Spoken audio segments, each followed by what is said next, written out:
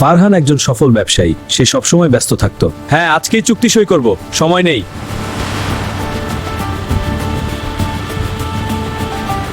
তার বৃদ্ধা মা একা বাড়িতে বসে ছেলের জন্য অপেক্ষা করতেন। ফারহান আজ আসবে তো, অনেক দিন দেখি না। মা ফোন করলে সে প্রায় কল কেটে দিত। এখন ব্যস্ত আছি মা, পরে কথা বলবো। মা প্রতিদিন ছেলের জন্য তার প্রিয় খাবার রান্না করে রাখতেন। ফারহানের জন্য আজ তার প্রিয় মাংস রান্না করলাম।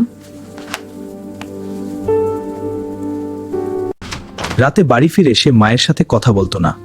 বাবা, খেয়ে যাও, তোমার জন্য খাবার রেখেছি। আমি খেয়ে এসেছি, তুমি শুয়ে পড়ো।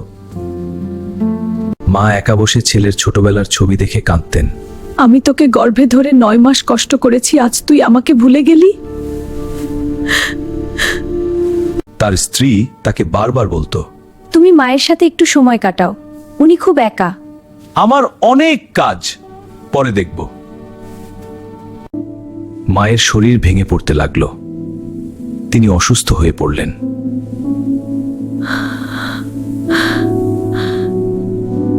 একদিন হাসপাতাল থেকে ফোন এলো, আপনার মায়ের অবস্থা খুব খারাপ, দ্রুত আসুন। হ্যাঁ, আমি এখনই আসছি। ফারহান প্রথমবারের মতো ভয় পেল।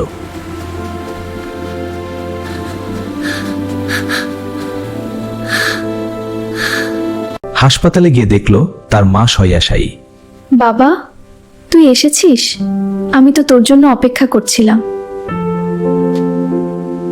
ফারহান মায়ের হাত ধরে কাঁদতে লাগলো।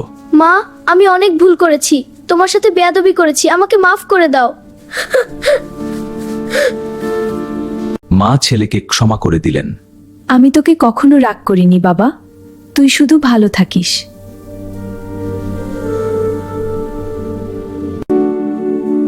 কয়েকদিন পর মা চলে গেলেন।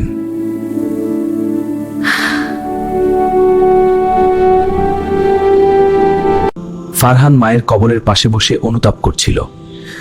মা, আমি তোমাকে অনেক কষ্ট দিয়েছি, তুমি চলে গেলে আমি একা হয়ে গেলাম। সে প্রতিদিন মায়ের কবরে এসে দোয়া করত।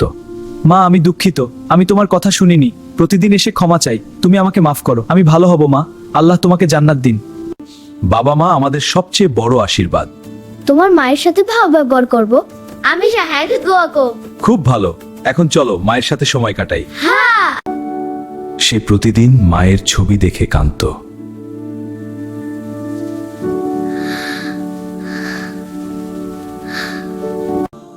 সে আল্লাহর কাছে মায়ের জন্য দোয়া করত। আল্লাহ, আমার মাকে ক্ষমা করুন, আমার ভুলের জন্য তাকে দায়ী করবেন না।